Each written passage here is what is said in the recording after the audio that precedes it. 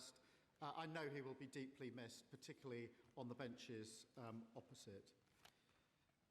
Mr. Speaker, the findings of the recent Spring Hill inquest into the tragic deaths in July 1972 of Father Noel Fitzpatrick, Patrick Butler, that in the world we live in now, we need a bigger response than 2024. It is a different world, and an acknowledgement that this isn't the first shock the country's been through with the Iran conflict.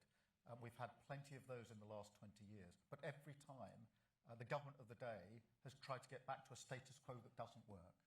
And we're not going to do that this time. That is the urgent task facing our country. We were elected into a 0.75%. And I do hereby declare that Andy Burnham is duly elected. Thank you.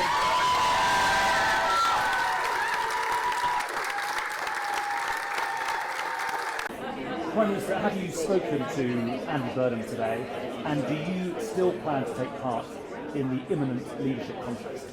Let me start by saying this was a very good victory in the by-election, and I've sent my congratulations to Andy Burnham, and I repeat them here. And actually my thanks to all of our activists and members who fought so hard over the last few weeks in what turned out to be a real battle of values, Labour values, against divisive reform values and a very divisive candidate. So that is a really, really good outcome. I think it's further evidence, actually, if you look at it in the context of other by-elections, that the tide is turning on reform, that they can't now win by-elections. They've reached probably the peak of their support, and it's going down. So very good, congratulations to Andy Burnham. But actually tide is turning on reform as well, so this is really important in that respect. My question was about whether you phoned him and whether you still plan to take part in the imminent leadership contest, because today we're seeing MPs who were loyal to you now saying your time is up.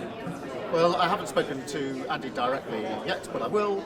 I have sent my congratulations to him, so we're very clear about that. And it is a really important victory that he's got there. In relation to what happens next, obviously, we had a mandate 2 years ago to carry out change, and we've done incredible things. 2 years ago, people said to me, it's not possible to stabilise the economy and invest in your public services and bring down waiting lists. You're going to have to choose one or the other. We've done both. 2 years ago, people said to me, it's not possible to get migration down from the level that the Tories left it at, which was nearly 1 million. We brought it down to a fifth of that number. 2 years ago, people said it's not possible to get a much closer, better relationship with the EU, given what's gone on. We've achieved all that. So a huge amount has been achieved. There's more to do, and that's what I'm focusing on. What I was elected to do, which is to serve my country. You seem to be talking about your legacy, Prime Minister. The vast majority of ministers and backbenchers and special advisors I speak to say in private they think you're finished. Is it time to set out a timetable today?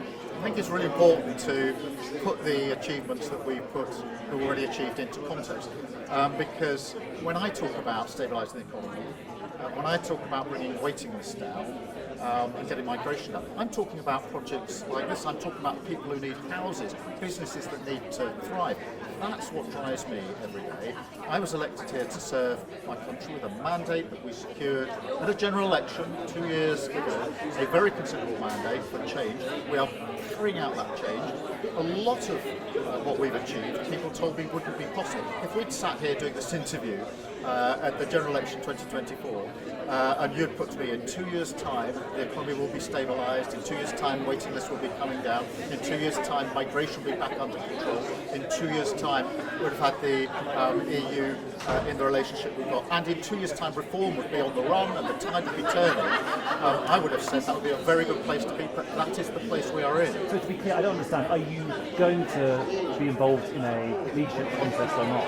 Well, there isn't a leadership contest. But when there is, and it's imminent, Prime Minister, there isn't one at the moment. But as I've said on many, many occasions, I don't think that's a good thing for the country to plunge us into chaos. I would also add that now that Andy's won, which is really important, really good, it's a huge asset to us, there now will inevitably be a Manchester mayoralty by-election starting straight away. So it's important that we pull together for that. But if there is a contest, just to be clear with you, then yes, I will stand, and I've said repeatedly, I'm not going to walk away from that. these are the calls that we've got to hear, and this is the change that we've got to bring. And I say it again, it is our last chance to change, but we're going to take it, aren't we? We are going to take that opportunity, and we are going to lay out a new path for Britain.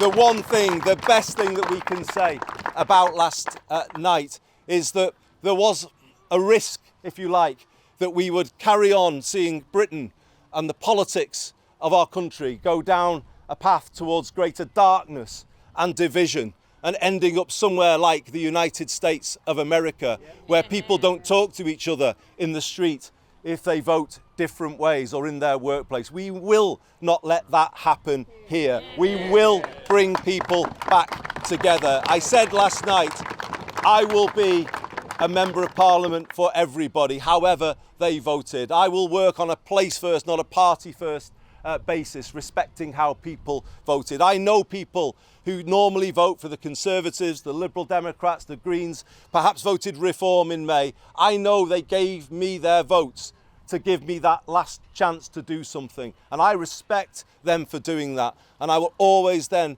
work in the way that shows how much I value what they did. And that's the kind of change we need to, a change in our politics to make it work again for people. You know, I did say it last night and I mean it.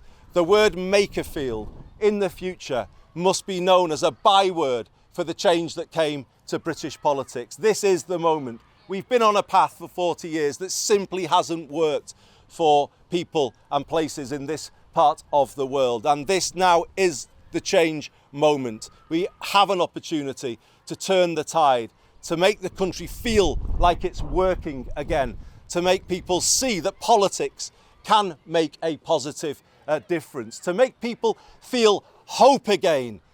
That is the main thing I think we need in this country right now, for people to feel a sense of hope, that there is something better to work towards on the horizon. This election result has opened up the possibility that we can now move forward together towards that future. And that's what I'm going to do. I will work relentlessly to make what the people have voted for here happen. And we will do that together, won't we? We will take the energy of this campaign and we will bring it forward into changing British politics for the better, and to make this part of the world, if you like, the test, the Makerfield test at the heart of British politics. When policies come forward, if they don't work for people here, for the places of this constituency, if they don't lift people up, then they shouldn't happen at all. We've not had a country run on that basis before. Places like this have often been an afterthought. Westminster has looked past the communities of this constituency. Well, no more. That changes today.